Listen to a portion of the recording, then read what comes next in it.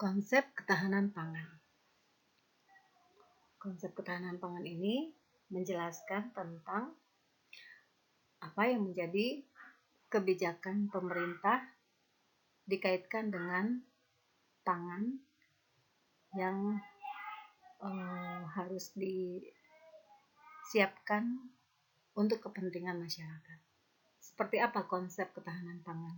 Terus tujuan pembelajaran pada sesi konsep ketahanan pangan ini adalah agar mahasiswa mampu memahami dan menjelaskan tentang kebijakan ketahanan pangan di Indonesia.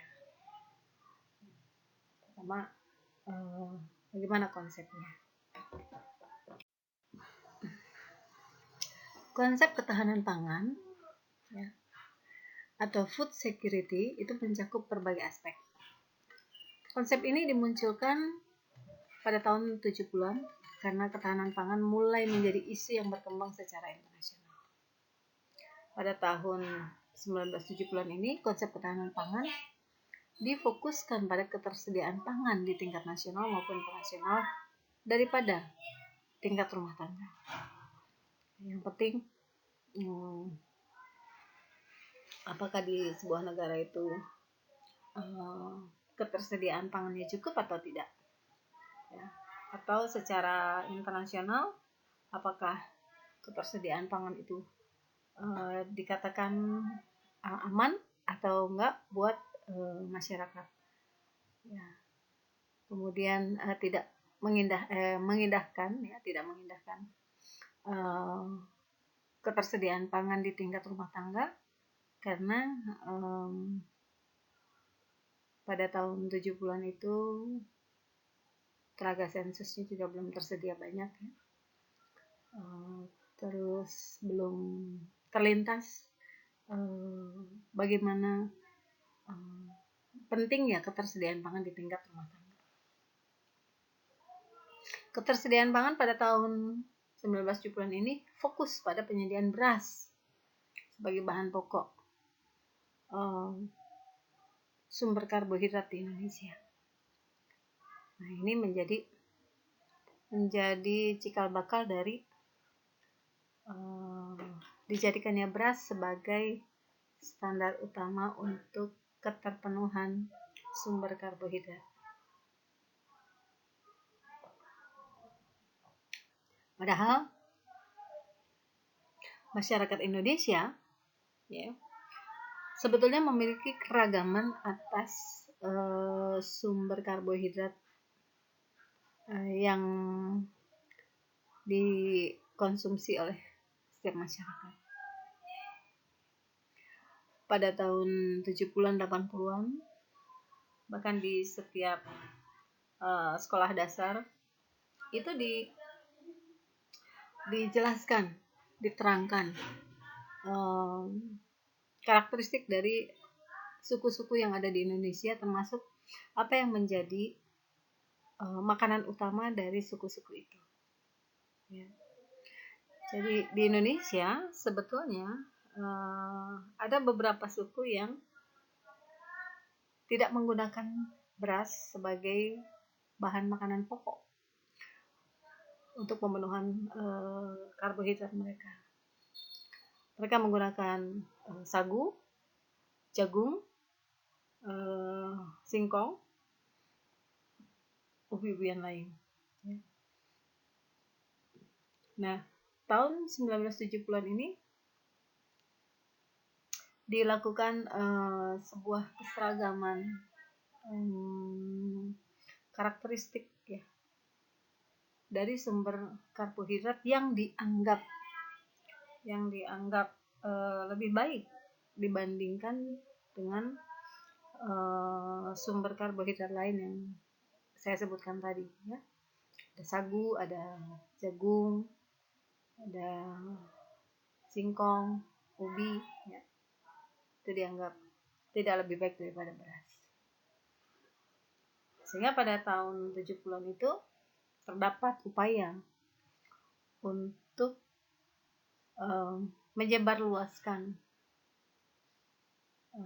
beras sebagai sumber makanan pokok masyarakat. Dan ada sebuah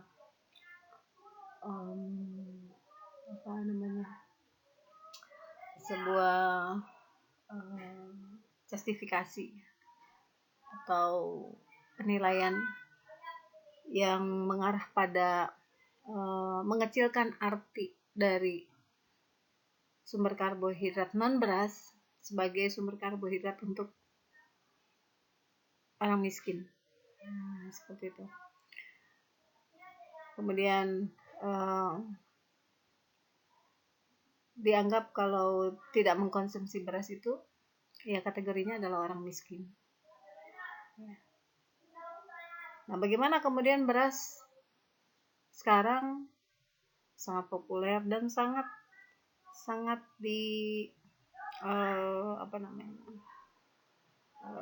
diandalkan ya. Masyarakat bergantung pada beras. Kenapa sampai seperti itu?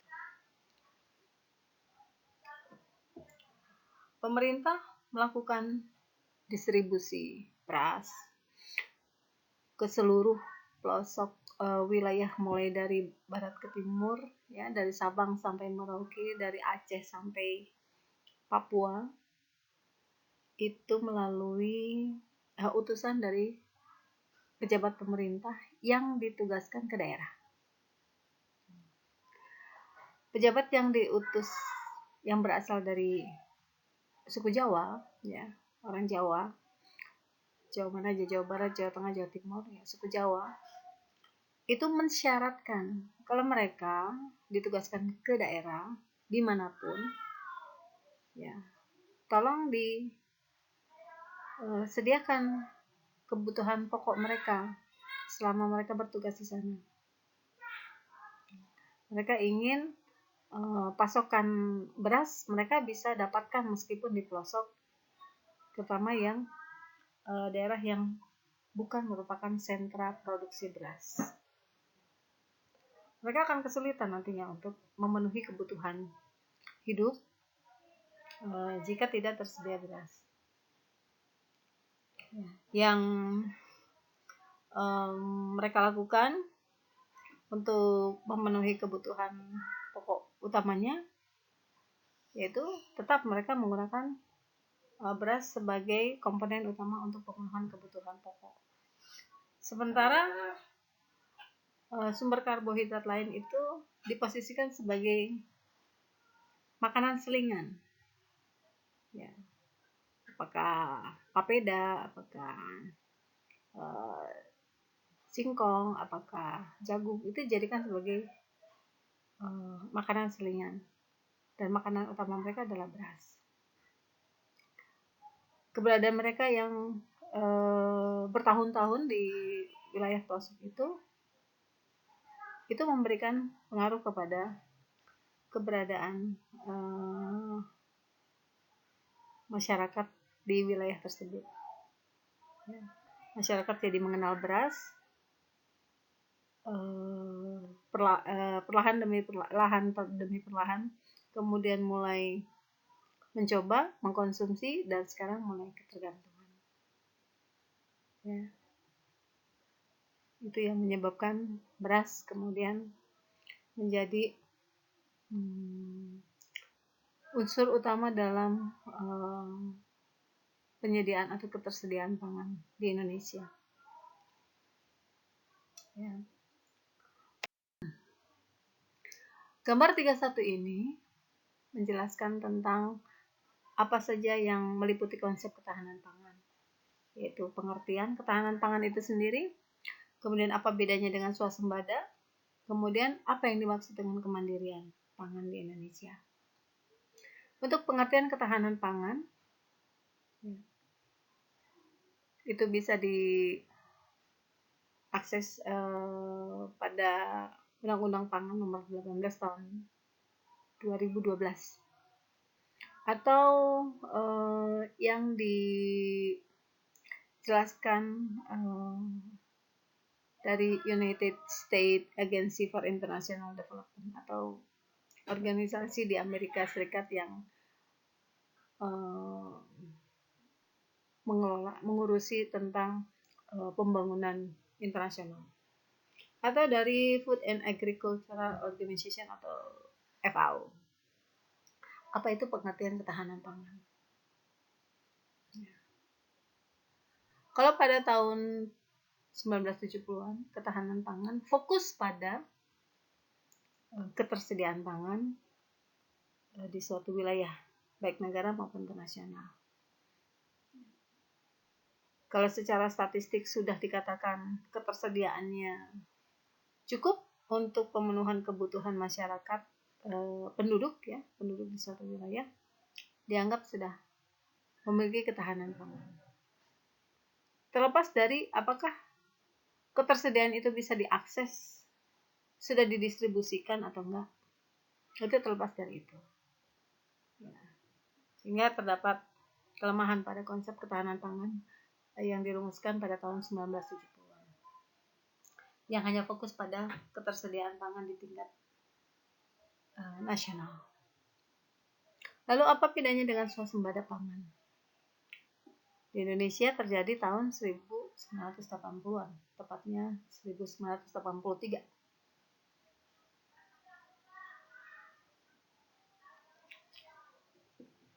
Swasembada pangan itu adalah suatu kondisi di mana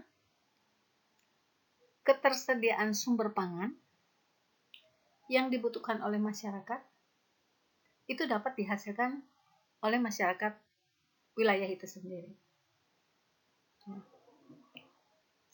Jadi untuk ketersediaan pangan utamanya tidak impor dari negara lain, bahkan bisa ekspor. Itu swasembada. Sementara untuk kemandirian pangan itu menjelaskan tentang kedaulatan yang dimiliki oleh masyarakat suatu wilayah untuk membuat keputusan jenis pangan apa yang mereka ingin kembangkan. Dan keputusan itu tentu berdasarkan atau berbasis pada apa yang menjadi kebutuhan masyarakat di wilayah tersebut. Kemandirian ini juga bisa meliputi dari adanya peluang yang ditangkap oleh masyarakat suatu wilayah untuk mengembangkan atau membudidayakan satu jenis pangan tertentu yang ditujukan untuk pemenuhan kebutuhan masyarakat wilayah lain. Jadi bukan untuk pemenuhan kebutuhan hidup masyarakat sendiri, tapi untuk masyarakat lain. Artinya orientasinya adalah untuk ekspor. Begitu. Jadi dalam konsep ketahanan pangan ini perlu difahami apa titik fokus dari pengertian ketahanan pangan, yang bergeser dari sejak tahun 70-an itu fokus pada ketersediaan pangan di tingkat nasional, kemudian berkembang ke tahun 80-an, 90-an, dan 2000 itu lebih mengarah kepada ketahanan pangan tingkat rumah tangga. Karena ternyata yang lebih penting adalah bagaimana mewujudkan ketahanan pangan di rumah tangga.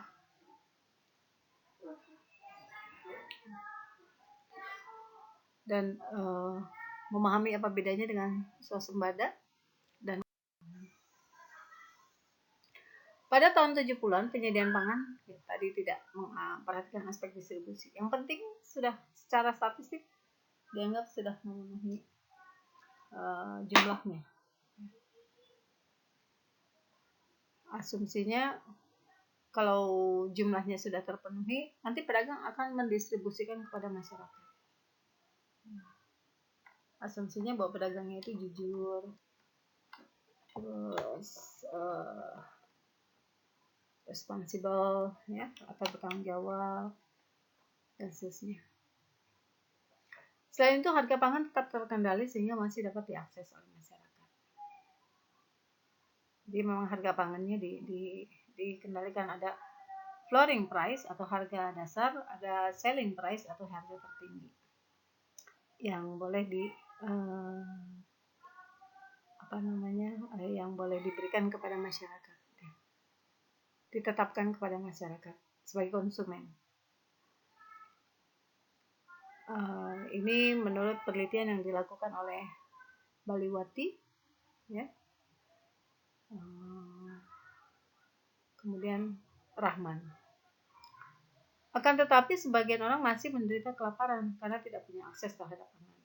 Ya, jadi ada fenomena yang disebut hunger paradox. Jadi masih ada kasus kelaparan. Hal itu menyebabkan pendekatan ketersediaan pangan dikatakan gagal untuk mencapai ketahanan pangan berkelanjutan di berbagai negara. Karena hanya menyatakan aman dari dasar data statistik atas jumlah ketersediaan beras pada saat itu. Beras. Tapi tidak memperhatikan aspek distribusinya. Sehingga penelitian yang dilakukan oleh Baliwati itu menyatakan bahwa pendekatan ketersediaan pangan itu gagal ya untuk mencapai ketahanan pangan. Tahun 80-an terjadi pergeseran konsep penekanan pada keamanan pangan di tingkat rumah tangga dan individu. Pada awalnya konsep ketahanan pangan masih sekitar pada konsep apakah produksi pangan dunia cukup.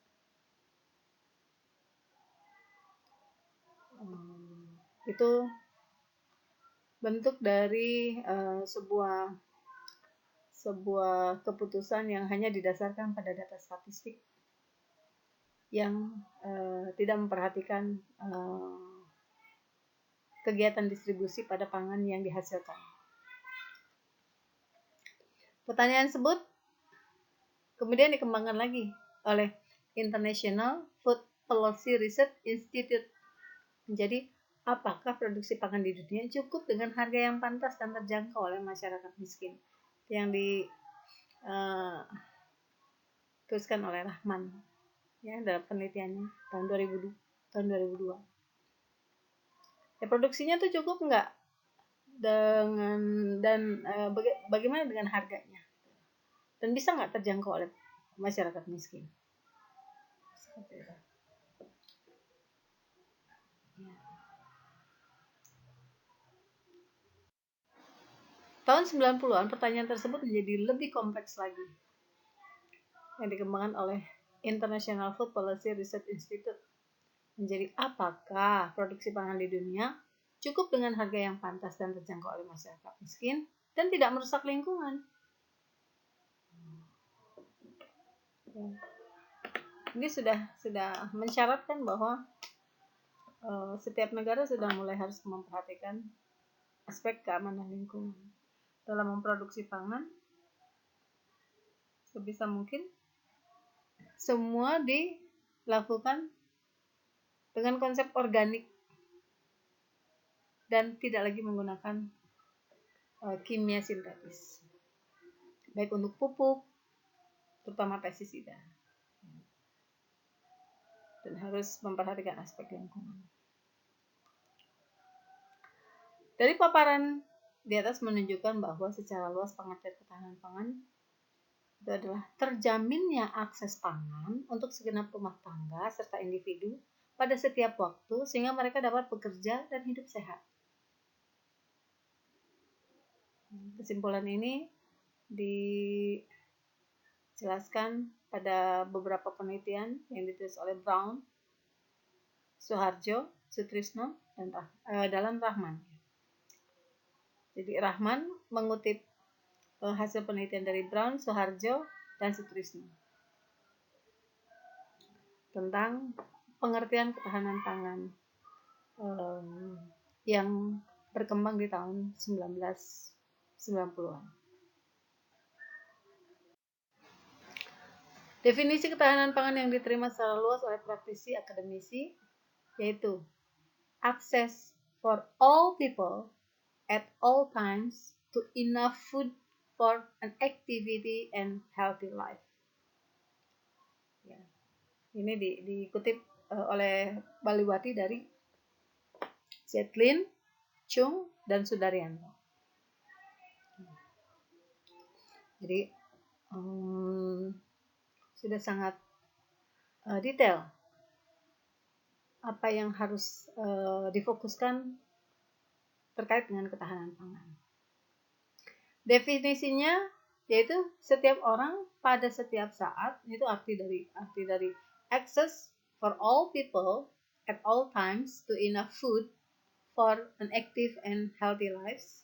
Ya, itu adalah setiap orang pada setiap saat itu memiliki aksesibilitas secara fisik dan ekonomi terhadap pangan yang cukup untuk memenuhi kebutuhan pangan agar dapat hidup produktif dan sehat. Ya. Itu sangat penting. Konferensi dari Food and Agricultural Organization tahun 1984 itu mencetuskan dasar-dasar ketahanan pangan, yaitu menjamin kecukupan ketersediaan pangan bagi umat manusia dan terjaminnya setiap individu untuk dapat memperoleh pangan. FAO ya. Definisi ketahanan pangan tersebut disempurnakan oleh International Congress of Nutrition atau ICN pada tahun 1992 menjadi ketahanan pangan skala rumah tangga. Skalanya udah skala rumah tangga. Adalah kemampuan rumah tangga untuk memenuhi kecukupan anggotanya dari waktu ke waktu agar tetap hidup sehat dan dapat melakukan kegiatan sehari-hari. Ya, harus tercapai itu. Kecukupan pangan bagi anggota keluarga. Nah, anggota keluarga itu kan beragam, ya. Ada orang tua dalam arti adalah kakek nenek, kemudian ada orang dewasa yaitu orang tua dan beberapa anak sudah dewasa, kemudian anak-anak, ada yang anak-anak sampai remaja, ada yang bayi dan balita. Nah, kebutuhan pangannya itu pasti berbeda. Ya. Jika terpenuhi semua kebutuhan pangan yang dibutuhkan oleh semua anggota keluarga, maka menurut International Congress of Nutrition, ya, telah tercapai ketahanan pangan skala rumah tangga yang dituliskan oleh Rahman ya dalam penelitiannya tahun 2002. Pada sidang Committee of World Food Security tahun 95, definisi ketahanan pangan diperluas dengan menambahkan persyaratan harus diterima oleh budaya setempat.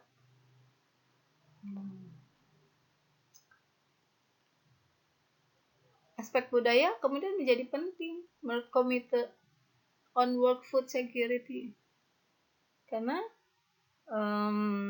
tidak boleh ada pertentangan di dalam masyarakat terhadap pangan yang disediakan. Contohnya kalau di negara kita sapi, ya, daging sapi itu tidak diterima di Bali, ya, karena sebagian masyarakat di Bali yang menganut agama Hindu itu menghormati sapi sebagai sesembahannya yang harus junjung tinggi kehormatannya itu. Ya. Jadi mereka tidak mengkonsumsi daging sapi.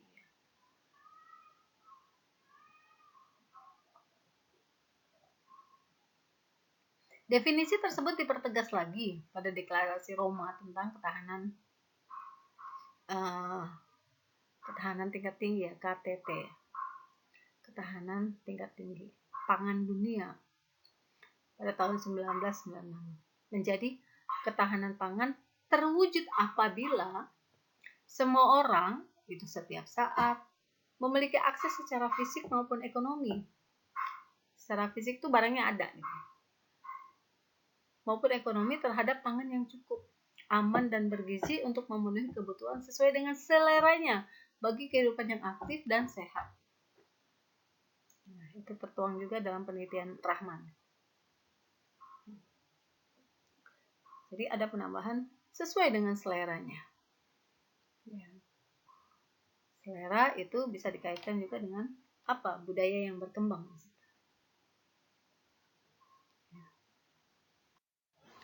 Kerawanan pangan juga akan terjadi apabila ketahanan pangan tidak tercapai. Hal-hal tersebut meliputi kurang tersedianya pangan, lapangan kerja, dan pendapatan.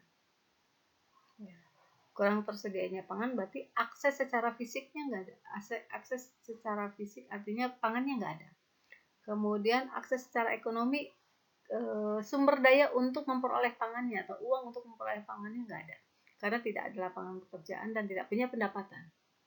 Itu akan menyebabkan kegagalan atau kerawanan terhadap pangan, kerawanan pangan, ada kegagalan pada ketahanan pangan. Ya, ketiga hal tersebut menentukan apakah suatu rumah tangga memiliki ketahanan pangan. Artinya dapat memenuhi kebutuhan pangan dan gizi bagi setiap anggota keluarganya. Tertuang pada Rahman 2002.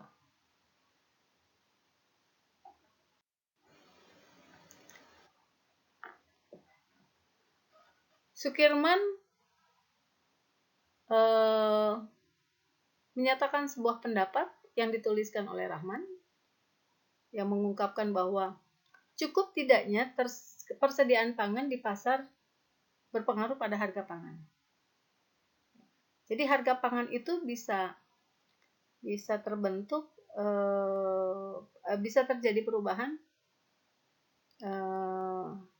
disebabkan oleh persediaan pangannya. Jadi kalau dilakukan analisis fungsi permintaan secara umum, jumlah barang yang diminta itu dipengaruhi oleh harga barang itu sendiri.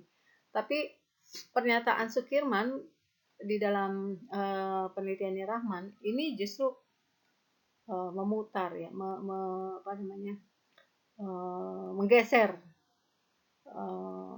fungsinya. Jadi harga dari suatu barang X, yaitu harga pangan, itu dipengaruhi oleh persediaannya. Kenaikan harga pangan dapat mengancam kebutuhan gizinya yang berarti ketahanan pangan keluarga ini juga terancam.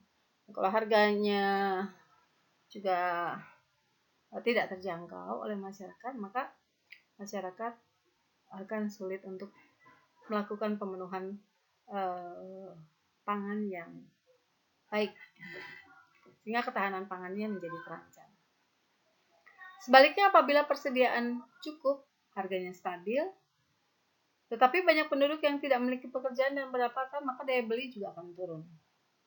Ya. Pangannya tersedia cukup, harganya juga stabil, tapi masyarakatnya nggak punya pendapatan atau pendapatannya menurun. Ya, ini sangat relevan dengan kondisi sekarang, di mana kondisi COVID dimulai tahun 2019, kemudian sekarang tahun 2020 juga masih dalam kondisi ancaman COVID, ya. Itu menyebabkan banyak penduduk yang kehilangan pekerjaan dan menurun daya belinya. Itu juga bisa menyebabkan terjadinya kerawanan pangan pada keluarga. Oleh karena itu, pembangunan sumber daya manusia akan mengatur keseimbangan dan keserasian antara kebijakan sistem pangan, baik produksi, distribusi, pemasaran, dan konsumsi, ya, dan kebijakan di bidang sosial seperti penanggulangan kemiskinan, pendidikan, kesehatan, gizi, dan lain-lain. Ya. Ini dikutip dari penelitian Rahman.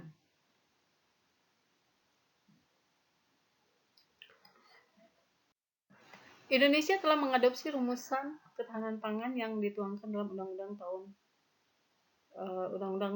Nomor 7 Tahun 96 tentang pangan.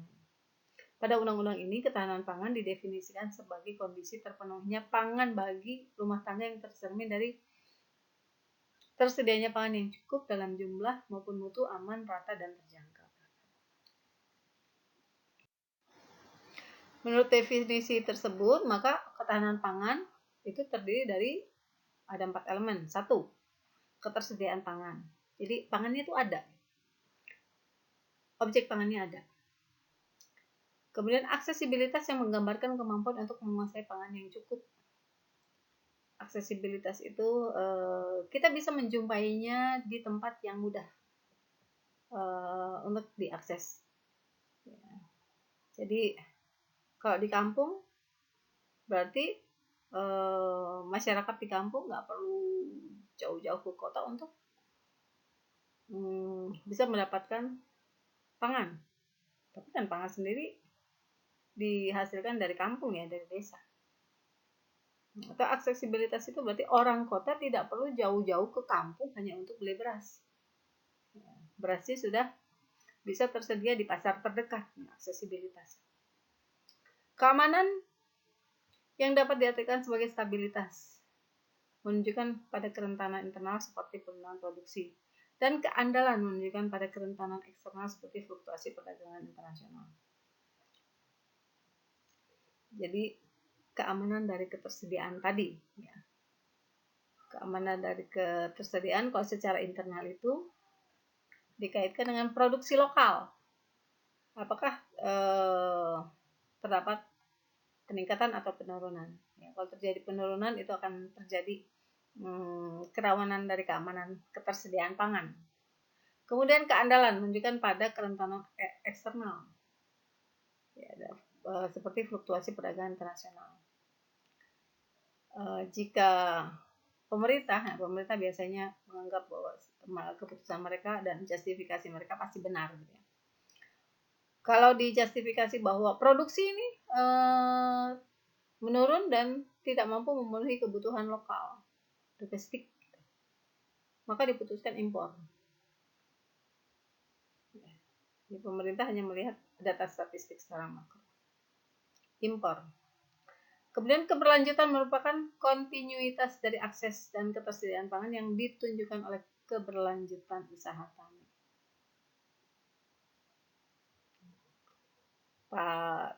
Para petani ini haram hukumnya untuk bosen nanam padi. Sekalipun harga jual gabah yang mereka dapatkan itu rendah, kemudian tidak mampu mensejahterakan mereka, tapi mereka tidak boleh bosan. Haram hukumnya mereka bosan menanam. Kalau mereka bosan menanam, siapa yang mau menyediakan pangan? Ya.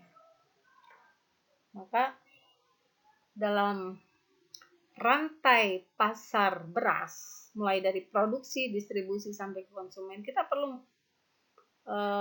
menganalisis ya, siapa yang lebih banyak diuntungkan dari rantai produksi beras. Siapa? Petani, pedagang, tingkat mana, dan siapa? Ya. Sehingga kita bisa menelusuri siapa yang banyak menerima manfaat dari kegiatan produksi beras.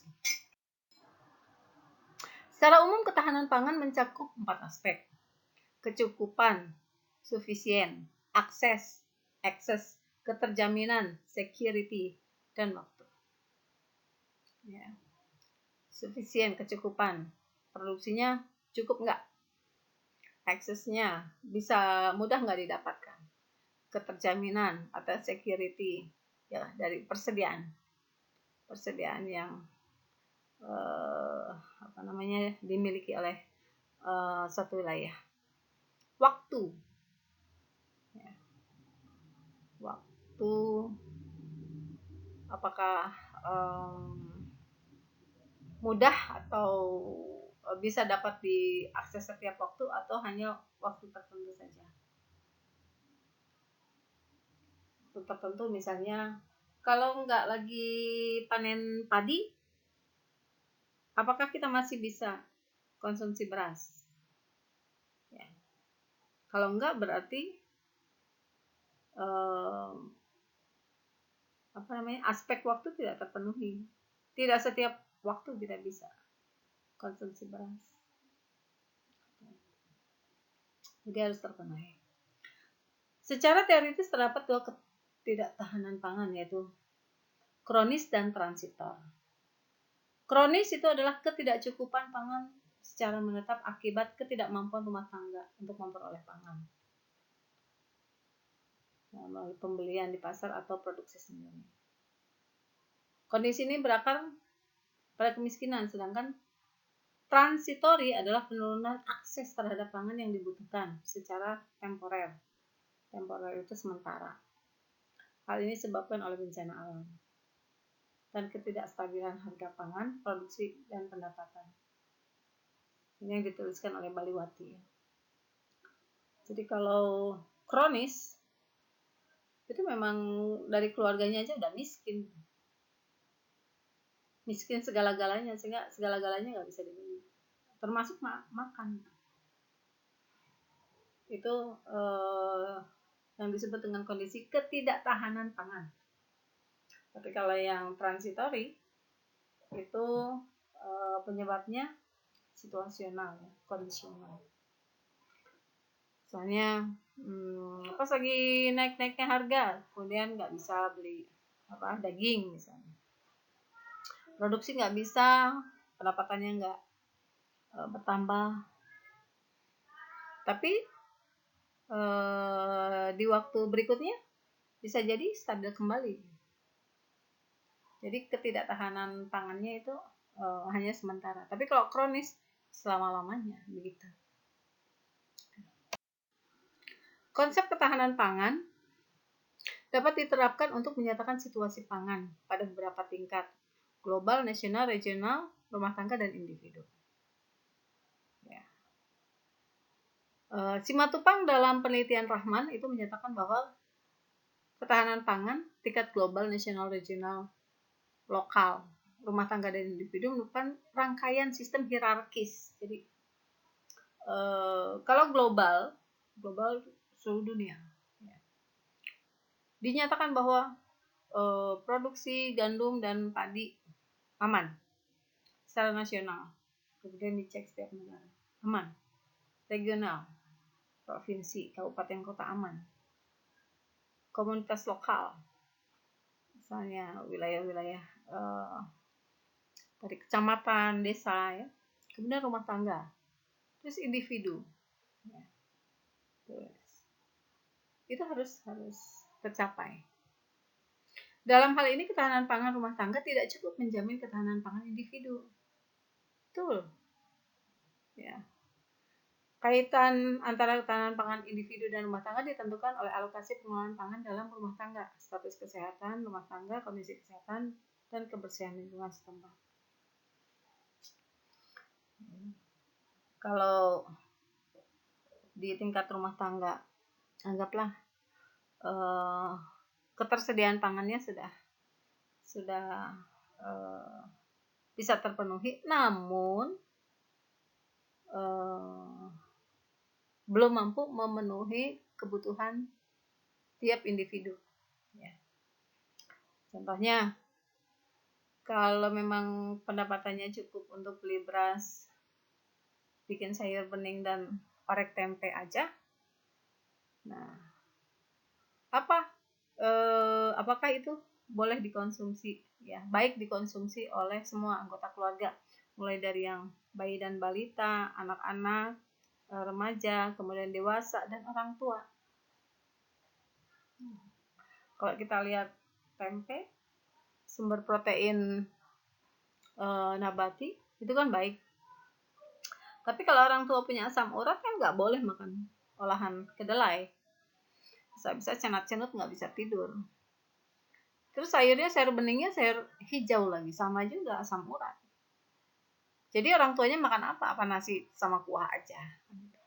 Nah, apakah terpenuhi tahanan pangan individunya? Sementara nutrisi yang harus dipenuhi oleh setiap orang, ya, karbohidrat, protein, vitamin, mineral, ya, itu harus terpenuhi.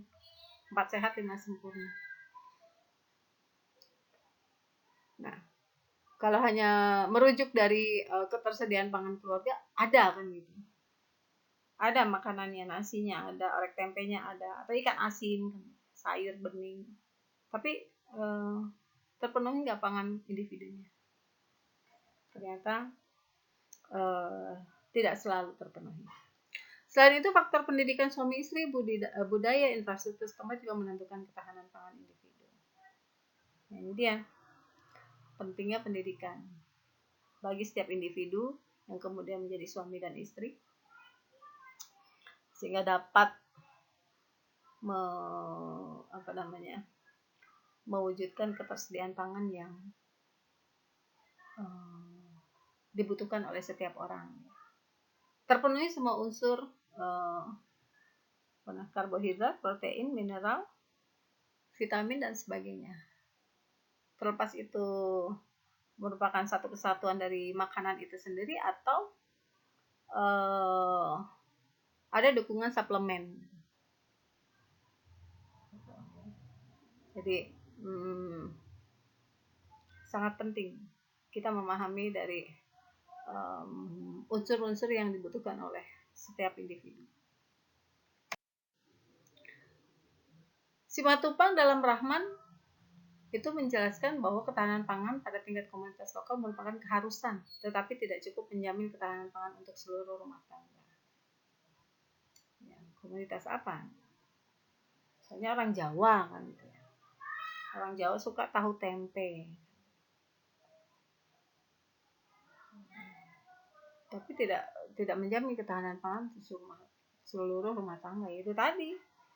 Orang kalau udah tua itu harus mengurangi asupan makanan yang memicu kambuhnya asam urat dan sebagainya, darah tinggi. Ya tidak selalu bisa diterima ya budaya komunitas lokal terhadap ketahanan pangan rumah tangga. Ketahanan pangan tingkat regional merupakan syarat keharusan bagi ketahanan pangan tingkat komunitas lokal, tapi tidak cukup menjamin ketahanan pangan komunitas lokal. Nah, ini sebuah hierarki ya, rumah tangga sebagai lapisan terbawah, kemudian komunitas lokal lapisan atasnya, kemudian tingkat regional, kemudian tingkat nasional, dan tingkat global. Itu hierarki kan tadi sudah disebutkan sebelumnya. Ya. Itu yang juga menjadi sumber kegagalan dari terwujudnya ketahanan pangan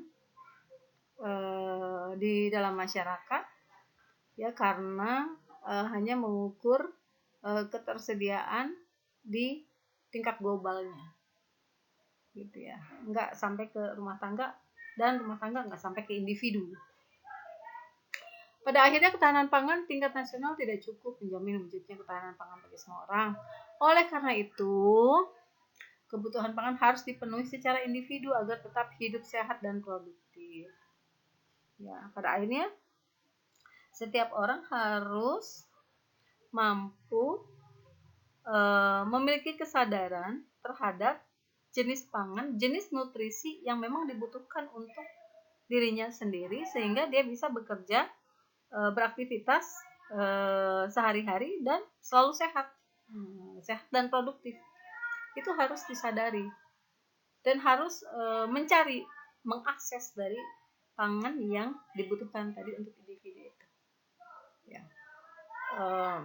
Kalau anak-anak kan harus disediakan oleh orang tuanya, maka orang tuanya harus cerdas, maka Anda harus cerdas sebagai orang tua nanti. Dan yang sudah dewasa harus mencari tahu sendiri apa kebutuhan pangan bagi dirinya sendiri, sehingga dia bisa produktif dan sehat. Demikian untuk rangkuman, silakan Anda baca sendiri yang bisa saya sampaikan untuk konsep ketahanan pangan. Ya. Jangan lupa berikan komentarnya. Anda tulis saja, Anda ketik aja dan dikirim ke Spada ya. Untuk pemenuhan unsur tanggapan yang Anda tunjukkan dari penjelasan yang saya berikan.